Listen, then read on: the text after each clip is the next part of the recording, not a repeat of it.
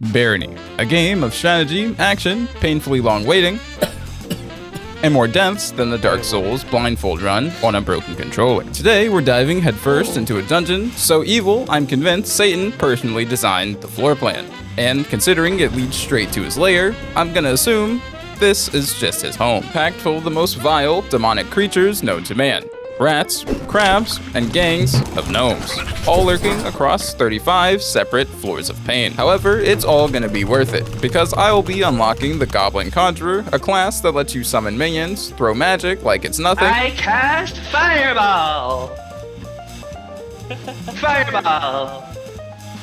Fireball! And max out your weapons before even stepping into the dungeon. But of course, there's a catch. To unlock it, I have to kill Satan as a conjurer, with the default class being a skeleton that also happens to summon skeletons. This is the story of how I unlock the Goblin Conjurer in Barony, using the power of racial brotherhood and anything else I could find to kill the devil in his own home. Like most games, we start in character creation, but Barony's is minimal. Like, do you want to suffer in red or blue? Minimal. We already know what we're playing, the Skeleton Conjurer, because nothing says I'm ready for hell like starting dead. We get the power to summon skeletons and revive ourselves if we have at least 75 mana, which is great, except we have the worst mana regeneration in the entire game. Our first goal upon entering the dungeon is level up our leadership stat by letting our minions do the killing. Easy in theory, until you remember why minion builds are a nightmare in the first place. Bad pathing, bugged behavior, and of course, my personal favorite, charging into a wall, thinking they're actually fighting something. Our only starting weapon is a lightning staff, which does damage until you run out of charges. And they're random, so you might get 20 charges or you might get 3. You kinda just spin the wheel and pray for the best. We also start with 3 polymorph potions because humans hate skeletons and Barony. And finally, we get 1 mana potion. Just 1. The devs wanted us to make sure we felt the struggle. The strategy was simple. Slap on the biggest chunks of iron we could find, grab a shield, and tank hits while our summons beat the piss out of anything that twitches. In practice, this works great. Apart from my skeleton trying its hardest to get me killed by fighting things as slow as physically possible and using my body as his personal shield. Note, get a shield for bonus defense and always assume your summons want you dead. Okay. Time for run 2. Much like the first run, we start with absolutely nothing. Except this time, I almost got flattened by a boulder I was looking directly at. So, we're off to a great start. Still, things were going smoother, which is terrifying because this was just the first floor, and we've got a long, long way to go. Scouring the map for the exit is a key part of the game, and sometimes results in an absolute failure. Finding the exit sometimes tucked away behind weird doors, unsuspecting boulders, and my favorite, in the last hallway on the entire map, in a 1 block wide dead end. Let me quickly explain. On normal stages, this is absolutely no problem, but on stages like this, it's a big problem. This symbol puts us on an imaginary timer, meaning if we stick around too long, a roided up death cow will spawn and rip us in two. Ideally, you find the exit fast and explore after. So, if there's any time to panic, now would be the time.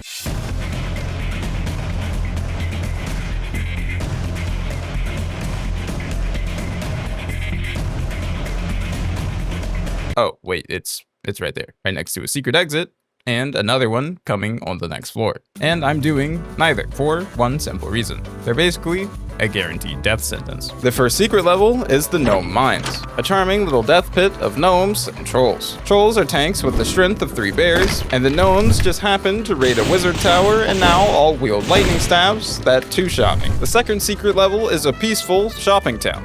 Now, that sounds lovely, doesn't it? Except, you have to remember, we're a skeleton. And in this world, that itself is a war crime. So walking in there would be a 1v40. And unfortunately, I'm not a gorilla. So I'll take the L and skip the shop and a legendary helmet that does, something? I forgot. I don't really think it's probably not helpful. We're moving on. The next floor was yet another Minotaur level. So speed is key, which sucks because that means less XP and fewer kills, keeping me a frail stick figure while my enemies are turning into bodybuilders. But hey, who needs to be jacked when you've got bodyguards? Enter the Zap Squad, basically a band of mages who announce their dominance with a trumpet. They specialize in killing the Minotaur and burning him to ash. So much so that by the time I got there, the Minotaur was already dead. The Zap Squad is free to recruit as long as you're a friendly race. So I walked in and wait.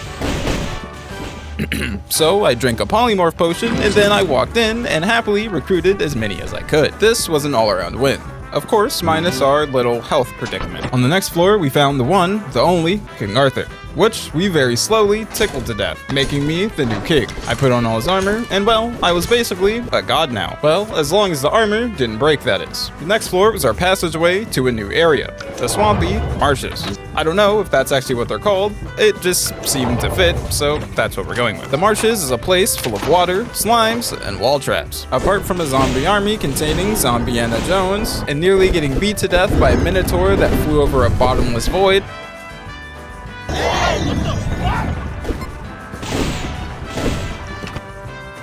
oh, not again. The most agonizing part of the area is floating in the water to level the swimming skill to 100. At 100, we're able to walk on water and lava. Personally, I'm not passing up the chance to become Jesus to save a few minutes. So, I sit in the water for a long time.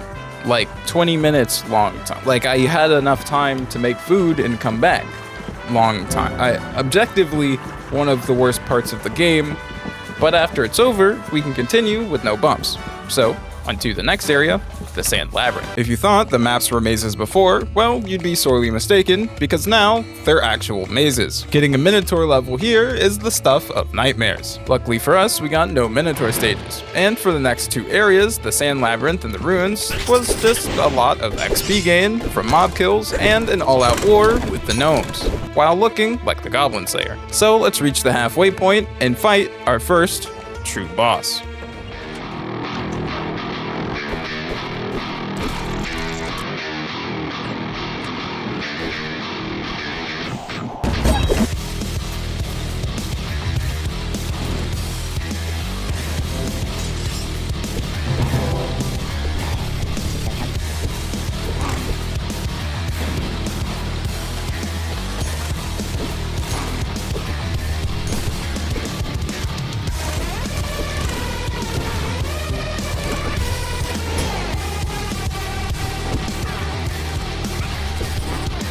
We made it, but we have one small problem. We have about 35 HP, and that's about 25% of our total HP pool. With a regen of 1 HP per 48 seconds, we would need about 84 minutes to get full HP. Meaning, with our regen speed, I could die, restart the entire run, and get back here faster than that. With that logic, I said screw it, gathered my summons, and just sent it. My summons peppered the boss with tons of arrows doing lots of damage.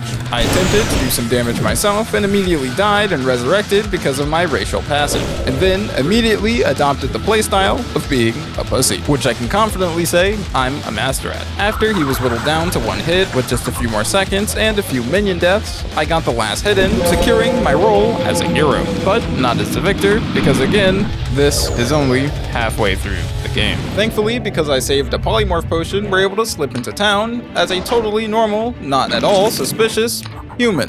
I bought some HP and mana pots, recruited a few followers, and even upgraded my ring. Things were looking up. Things were looking good. Onto the new area, the Crystal Caves, full of kobolds, crystal golems, and the legendary cock. Some of my minions in this area were dying, but it was no real problem. We still had our armor, and I had enough mana to not only spawn more skeletons, but I could still revive myself after. That was until I couldn't find the exit, running into mob after mob, slowly breaking all of my armor. And in a panic, I started darting around the map, looking for a way out, only to land myself in a room where every step was a chance of triggering a spike trap, escaping only to end up in a corner, trapped by a slime and one of those legendary cockatrices I was talking about earlier. Now let me point you to our map to give you a small reminder of when I said finding the exit would be a problem. Well, if you can see, that's 99% of our map completely discovered, yet I'm seeing nowhere where the exit could be. Well, that sucks. Lucky for you, I can just skip back to the point where I was just at. But for me, this is 3 runs later. This time, I went for a different approach. Still rocking with their summoners and followers, but this time I wanted to try a tanky spellcaster. Mana would run dry constantly, but thanks to this pipe item, regen was a bit faster. Oh, and we can fly, because I found some special boots that allow us to. We're also 6 levels higher than we were last time for this boss, and it shows. Taking about 30 seconds to absolutely destroy him.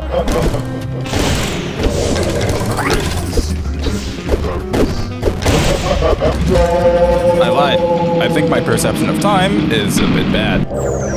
Drank polymorph, blah blah blah, did a little bit of shopping, did a little bit of recruiting, done. Okay, we're back. This time, no repeating past mistakes. Just relatively new ones, like picking fights with crystal golems that have absolutely no problem one-shotting all of my followers.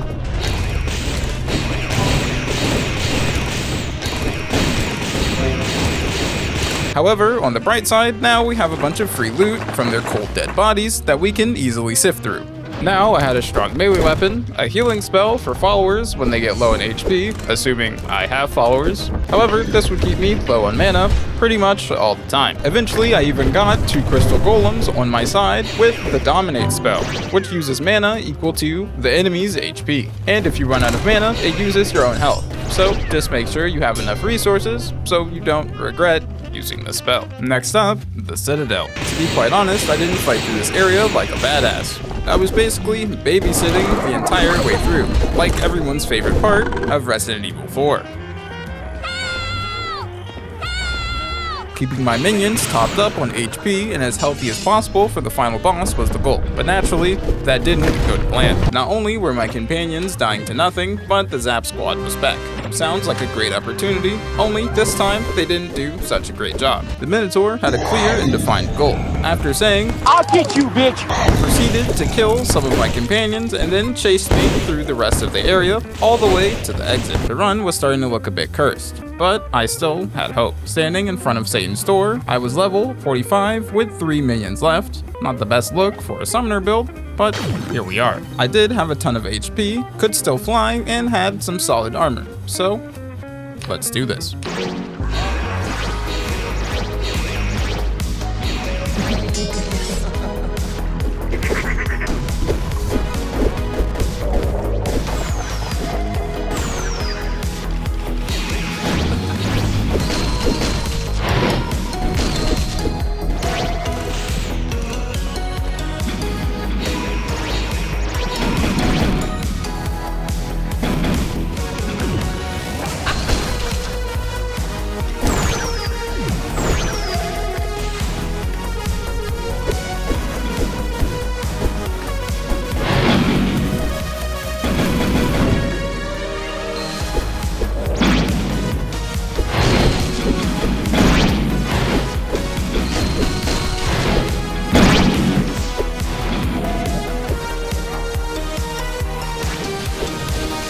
Sadly, as soon as my minions died, I got tag teamed by both bosses and died a very, very sad death. Sadly, the run had to come to an end. Not at the door to victory, but in the room. I called in a friend. He beat the game one time, and I almost beat the game, so we're pretty much at the same point, right?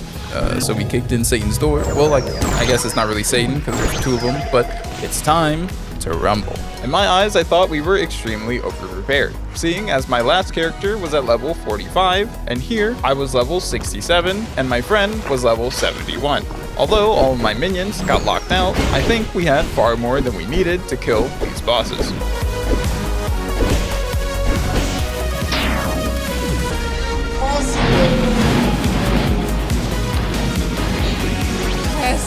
We'll use your soul to undo this offense.